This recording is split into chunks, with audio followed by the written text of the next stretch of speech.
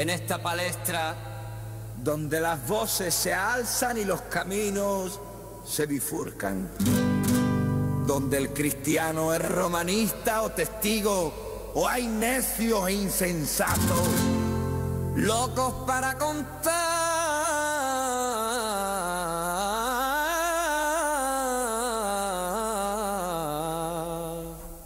relatos.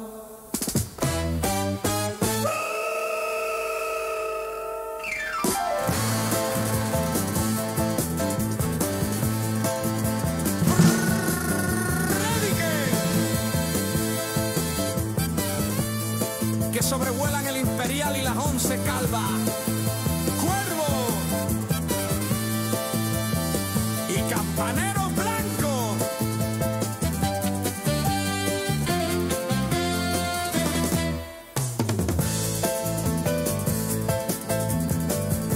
En medio de esto, una pregunta que lo cambia absolutamente todo.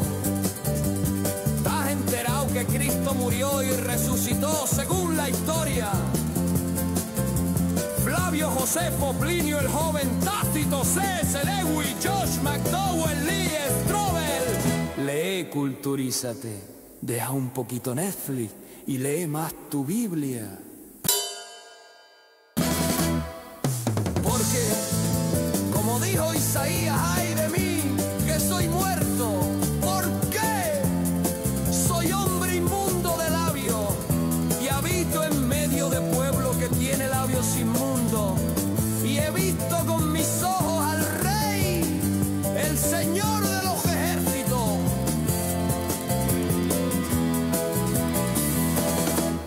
Aún así vive la vida, que vida solo hay una.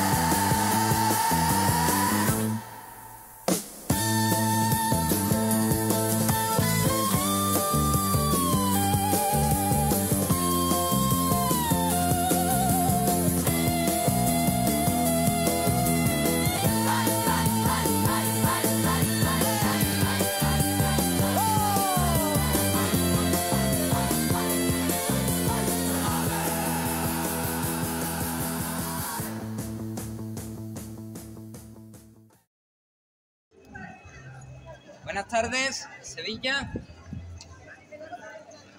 Quiero hacer una pregunta. Si yo dijese, quiero saber cuál es la verdad,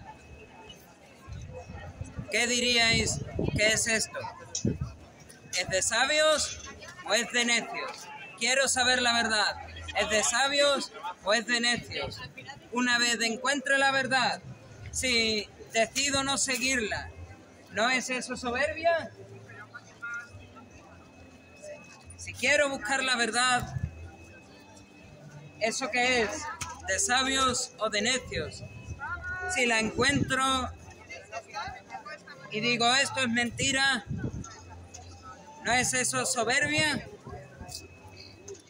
Pues vamos a hablar con la palabra de Dios de unas pocas de cosas, pero quiero empezar antes con una serie de declaraciones un poco rápido quiero empezar con una serie de declaraciones. Una vez te dé estas declaraciones, ya tú decides lo que haces con ello. Si crees que son verdad, si crees que son verdaderas contradicciones, verdaderas inconsistencias, verdaderas controversias, entonces estarás haciendo las cosas bien. Pero si recibes estas declaraciones y dices, nada, la estás malinterpretando, no conoces el contexto, entonces me temo que tendré que decirte que eres un soberbio. Vamos con la primera. Salvación fuera de la Iglesia romana. En el Cantate Domino del Concilio de Florencia, el Papa dijo, nadie fuera de la Iglesia de Roma puede tener salvación, de ninguna manera. Y esto es infalible. Al ser un concilio ecuménico, la declaración del Papa de Roma es infalible. Vamos un poco más para adelante. Concilio Vaticano II, la declaración Lumen Gentium Unitatis Reintegratio. La salvación es posible para quienes sin culpa buscan a Dios y siguen los dictados de su conciencia. ¿Cuál es? ¿Que nadie tiene salvación fuera de la Iglesia de Roma? ¿O que los que no tienen culpa propia buscan a Dios y siguen los dictados de su conciencia y entonces tienen salvación? Aquí hay un conflicto. El Papa Francisco reconoció a mártires de la Iglesia copta y estos no son católicos. El Concilio Vaticano II reconoció que, bueno, Lutero no es un hereje y que los cristianos que siguen las disquisiciones de Lutero y los reformadores son hermanos separados. ¿Quién tiene la razón? Hay también un conflicto de autoridad. ¿Quién tiene la mayor autoridad en el Papa? ¿La tienen los concilios? ¿Quién tiene la mayor autoridad en la Iglesia? ¿La tienen los concilios o la tiene el Papa? Aex Santa del Concilio de Constanza dice: tiene poder inmediatamente de Cristo, toda persona, incluso papal, está obligada a obedecer este concilio en materia de fe. La autoridad la tiene el concilio. Sin embargo, Pastora Eternus del Concilio Vaticano I dice: el Papa posee una preeminencia de poder ordinario sobre toda otra iglesia. Todos los fieles y el clero deben someterse a él, incluso en asuntos de disciplina y de gobierno. El Papa tiene la autoridad. Entonces, aquí hay un conflicto. ¿Quién tiene la razón? ¿Aex Santa y los concilios ecuménicos o el Pastora Eternus, que lo tiene el Papa?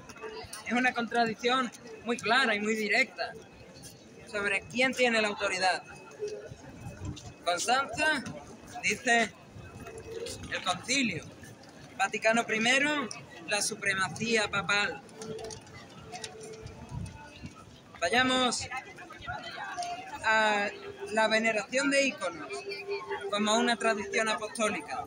Segundo Concilio de Nicea afirma: la tradición eclesiástica inalterada es la veneración de íconos, que se remonta a los apóstoles y que ha sido practicada desde el principio.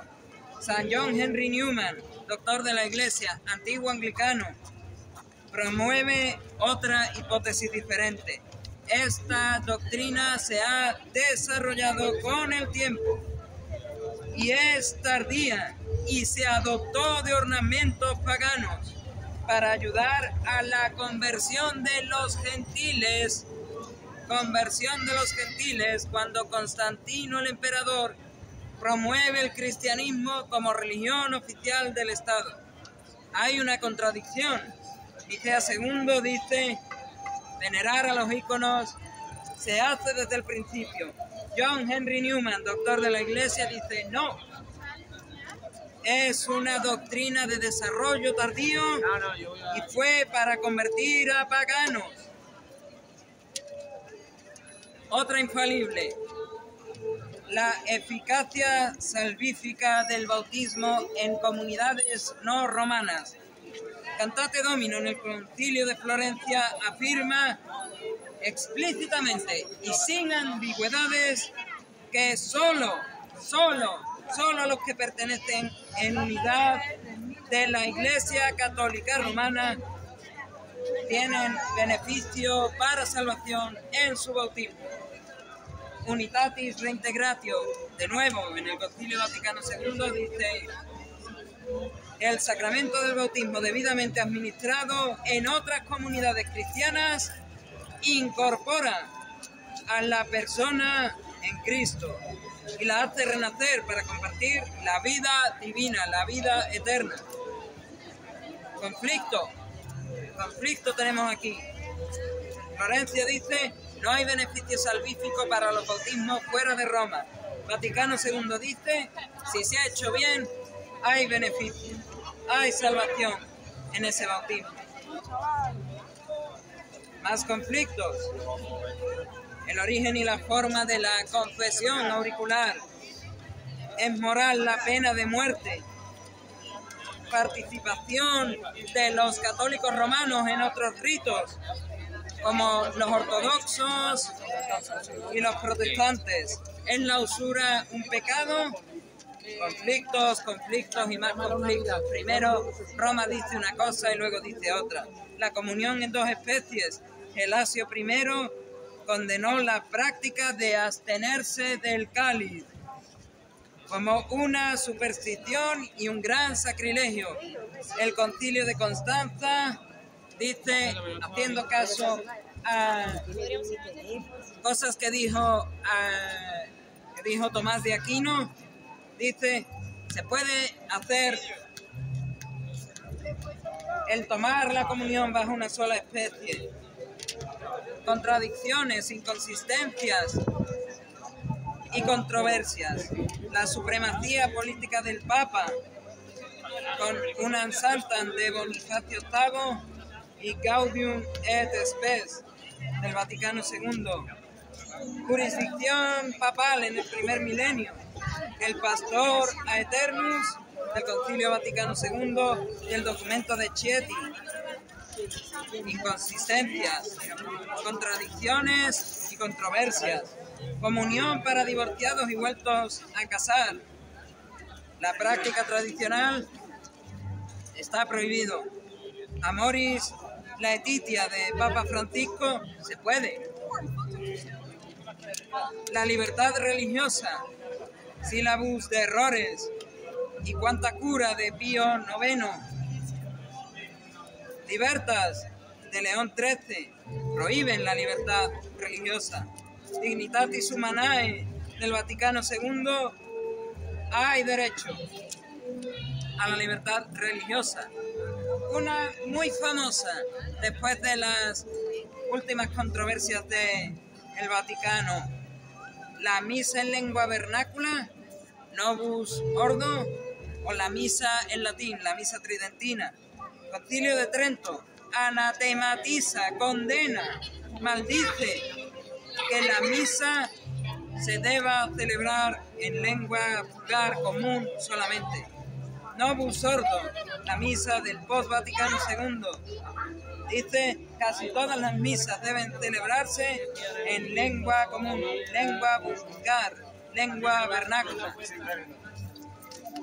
Tras estas dos controversias recientes del Vaticano, muchos dicen: no hay un papa válido, debemos de volver a Roma, a una época en la que nos den la hostia en la boquita y nos den la misa en latín, en sumerio, en el idioma que se practica. Le doy dos controversias. La de Fiducia Supplicans, Congregación para la Doctrina de la Fe, indica: el magisterio afirmó que la Iglesia no tiene la potestad de impartir bendiciones a uniones de personas del mismo sexo, del mismo sexo, ya que la bendición solo puede ser impartida a lo que es objetivamente ordenable a los designios de Dios. Francisco I, en Fiducia Supplicans, dice: está autorizado, dice Francisco I, impartir bendiciones espontáneas o pastorales a parejas en situaciones irregulares. Segunda controversia reciente, Mater Populi Fidelis. La teología y la piedad popular del catolicismo romano dice: la Virgen María recibe los títulos de corredentora y mediadora de todas las gracias. El Dicasterio para la Doctrina de la Fe, haciendo uso del magisterio ordinario, escribió: Mater Populi Fidelis, aprobado por el actual Papa León XIV. María no es corredentora ni mediadora de todas las gracias. Es un término inoportuno e impropio, porque oscurece la mediación única de Cristo, que es el único redentor. Vuelvo a hacer la pregunta que hice al principio. Quiero buscar la verdad. ¿Eso qué es? ¿Ser sabio o ser necio? Si la encuentro. He dado algunas declaraciones, algunas contradicciones, inconsistencias y controversias. Quiero buscar la verdad. ¿Es de sabios o de necios? Y si la encuentro y digo: estás equivocado, posiblemente has fallado al ver el contexto. ¿Eso qué es? ¿No es soberbia? Vamos a la palabra de Dios entonces. Salomón dijo en los Proverbios: la sabiduría está gritando, la prudencia levanta su voz sobre los promontorios, junto al camino, de pie en las encrucijadas, junto a las puertas de la ciudad, a la entrada de los patios está pregonando: a vosotros, hombres, os llamo, dirijo mi voz a los humanos, inexpertos, adquirid prudencia, y vosotros necios, sed sensatos. Escuchad, pues, voy a decir cosas importantes. Voy a abrir mis labios con sinceridad. Mi paladar saborea la verdad, mis labios aborrecen el mal. Todos mis discursos son ecuánimes. Ninguno es hipócrita ni retorcido, y rectos para los que tienen conocimiento. Aceptad mi instrucción, dice el Señor, antes que plata, y el conocimiento antes que oro puro. Pues la sabiduría vale más que las joyas, y nada valioso se le puede comparar. Yo la sabiduría, versículo 12, habito con la prudencia y tengo el arte de la discreción. El temor de Yahweh, el temor de Dios, odia el mal. Aborrezco, dice el Señor, la soberbia, la arrogancia, el mal camino y la lengua falsa. Dispongo de juicio y eficacia, de inteligencia y valor. Por mí los reyes reinan, dice el Señor, y los magistrados administran la justicia. Por mí los gobernantes gobiernan, y los príncipes son todos jueces justos. Yo amo a los que me aman, dice el Señor, y los que me buscan con afán, con prisa, me encuentran. Poseo riqueza y gloria, fortuna sólida y justicia. Mi fruto es mejor que oro puro, mi cosecha vale más que plata selecta. Yo camino por sendas de justicia, a través de senderos rectos. Hemos dado, aquí las tengo para el que las quiera leer con detenimiento. Controversias infalibles,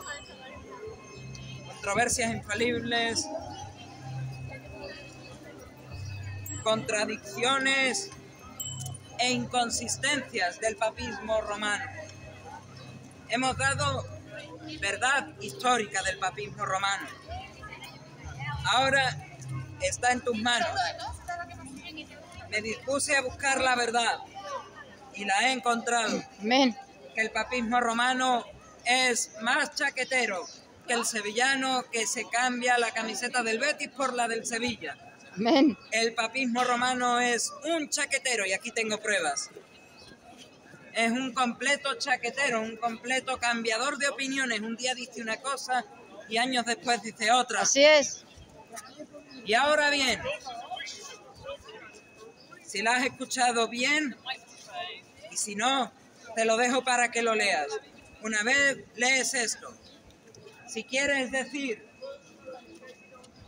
estás equivocado, te falta contexto histórico, no sabes interpretarlo, ¿qué es lo que estás haciendo tú? ¿No estás cometiendo soberbia? Tenemos aquí una pequeña listita de pecados. Y justo aquí abajo, en la última fila abajo del todo, soberbio. Todos estos pecados, según la palabra de Dios, algunos tenemos todo el mundo está en esta lista. Y los que no están aquí, si no te encuentras en esta lista, seguro que hay algún pecado que se nos ha olvidado, que se nos ha pasado por delante, pero todos estamos en alguno de estos. Por lo menos la mayoría estamos aquí, en mentirosos. Te he dado contradicciones infalibles del papismo romano, inconsistencias y también controversias recientes. Te permito que, si quieres, vengas, me pidas todos estos documentos y los leas por ti mismo. Pero una vez los hayas leído, si decides decir estoy equivocado, te falta contexto, no sabes interpretarlo, me temo que tengo que decir que con esta lista delante tú eres un soberbio. Si estás en esta lista de pecados, y el que es soberbio está en esta lista de pecados, Dios dice, la paga del pecado es la muerte. ¿Qué muerte? El apóstol Pablo dijo también, por cuanto todos pecamos. Y he aquí lo que es esa paga del pecado, esa muerte. Y estamos destituidos, expulsados, deportados de la gloria de Dios, la cual es el cielo. El soberbio, el mentiroso, y Roma pide a sus fieles que sean soberbios, y Roma misma es mentirosa y cambia chaquetas. El soberbio y el mentiroso está expulsado, destituido, deportado de la gloria de Dios. Pero termino el primer versículo de Romanos con el que estaba. La paga del pecado es la muerte, es decir, estar expulsado de la gloria de Dios. Mas la dádiva, el regalo de Dios es vida eterna en Cristo Jesús. Amén. Termino con esta información muy importante. Lo otro simplemente era una introducción para poder meter este cartel. Si estás en este cartel, Dios dice, eres un pecador y cuando te presentes ante mí y tenga que juzgarte, te voy a mandar al infierno. ¿Por qué? Porque para Dios no hay balanzas.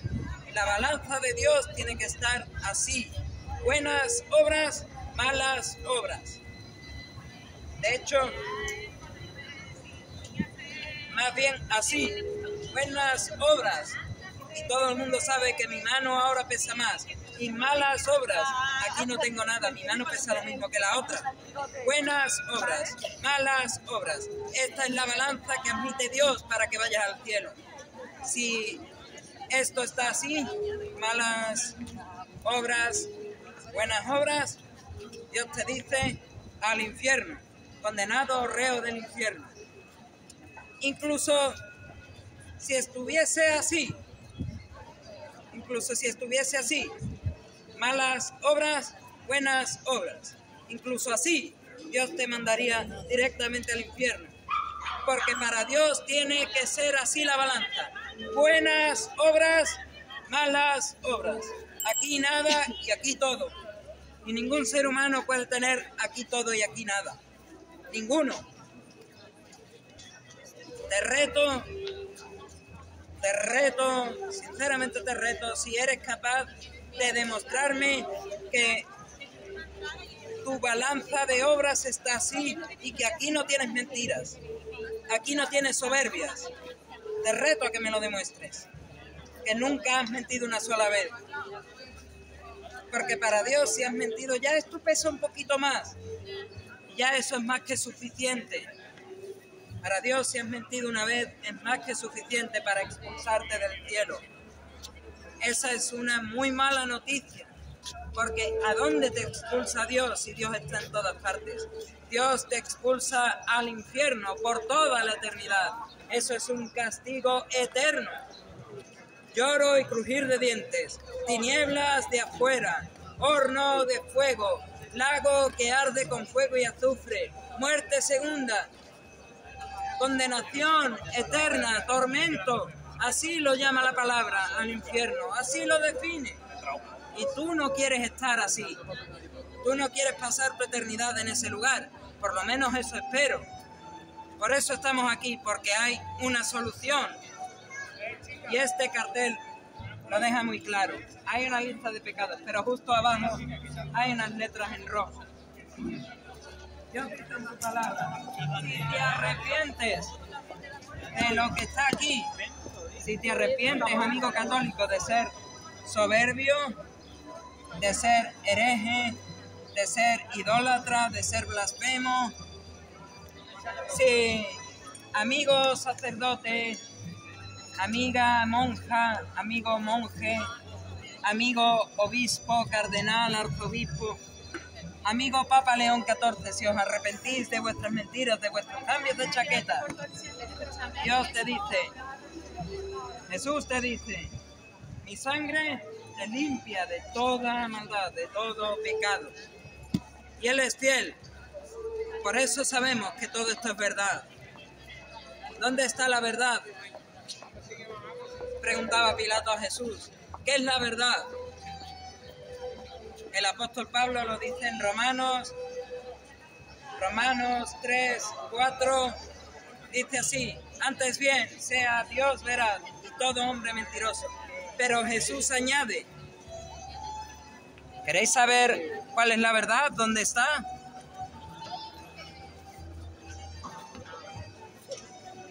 Jesús lo dejó bien clarito. Yo, dice Jesús, yo soy el camino, la verdad y la vida. Nadie viene al Padre si no es por mí. Jesús lo dejó bien clarito. No hay otros caminos, no hay otras soluciones. Esta es la buena noticia. Tú, querido amigo, si no has conocido todavía a Jesús personalmente, ahora mismo que me estás escuchando, estás aquí al principio del camino, ¿ves? Hay aquí una iglesia que puede ser Roma. Te he dicho antes contradicciones infalibles, inconsistencias y controversias de Roma, donde un día dije Diego, al otro día digo otra cosa. Donde dije Diego, digo Diego, hace Roma. Tú estás aquí al principio del camino, tal vez vas a Roma, tal vez vas a Roma todos los domingos, tal vez vas a Roma todas las festividades importantes, pero todo el que va a Roma tiene el mismo camino que un ateo, la condenación del infierno. Pero hay una buena noticia, es que no tiene que ser así. Si tú vas, y aquí hay otra iglesia señalada con la palabra de Dios, con la Biblia. Si tú vas a la Biblia, si tú vas a Jesús, Él ha hecho este puente para que puedas ir al cielo. ¿Cómo Él hizo el puente al cielo? ¿Cómo Jesús hizo el puente al cielo? Lo hizo muriendo, lo hizo derramando su sangre, lo hizo sufriendo. Lo hizo sufriendo. Sufriendo, entre otras cosas, porque la ley de Dios, la Torá, decía: nadie puede añadir ni quitar una jota ni una tilde a la ley. Y Él decía a los fariseos de su época: muy bien, no estáis quitando ni una tilde ni una jota a la ley, pero estáis poniendo un cerco, un falso cerco alrededor. Estáis poniendo un falso cerco de mentiras llamada tradición rabínica, tradición farisea, alrededor de la ley de Dios. El apóstol Juan vuelve a repetir en el Apocalipsis: ni una tilde ni una jota se quitará desde el libro de la profecía, y si no, el que lo haga recibirá todas las plagas escritas en este libro. Y nosotros, pues estamos aquí como Jesús, diciéndole a Sevilla: Sevilla, no le hagas caso a Roma. Ella ha hecho lo mismo que los fariseos en el tiempo de Jesús. Han puesto mentiras, un cerco de mentiras por fuera de la palabra de Dios, llamada tradición eclesiástica. Han encumbrado algunas mentiras que algunos se han inventado, fanfictions, como el relato de la dormición de María y como los dogmas marianos, y los han puesto como vinculantes para la salvación. Pues no le hagas caso. ¿Dónde está la verdad? La verdad está aquí en la palabra de Dios. Antes bien, sea Dios veraz y el hombre mentiroso. ¿Qué implica la verdad? Que si tú no haces caso a Jesús cuando dijo: arrepentíos y creed en el Evangelio, tú estás desechando la verdad. Tú estás diciéndole a Dios: déjame seguir mi camino, déjame seguir mi verdad y déjame encontrar mi vida eterna. Y ese camino, esa verdad, esa vida eterna, para el que no hace caso a la palabra de Dios, es el infierno. Pero Jesús lo dejó muy claro: si tú sigues el camino que soy yo Jesús, la verdad que soy yo Jesús y la vida eterna que soy yo Jesús, tú vas al cielo. Y Él lo hizo con esa cruz. Él sufrió en esa cruz. Cuando Jesús decía: arrepentíos y creed en el Evangelio, lo que está diciendo es: ¿veis la lista de pecados? Arrepentíos de vuestros pecados. Pedidle perdón directamente a Dios y Él los perdonará. Creer en el Evangelio, ¿eso qué es?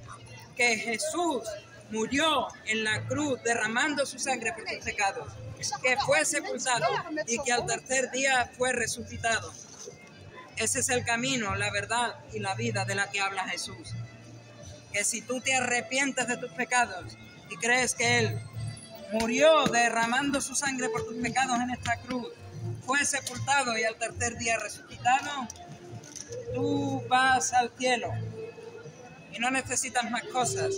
Tú vas al cielo y allí le darás toda la gloria, toda la honra y toda la alabanza a Dios, que es el único que la merece. A Él sea la gloria.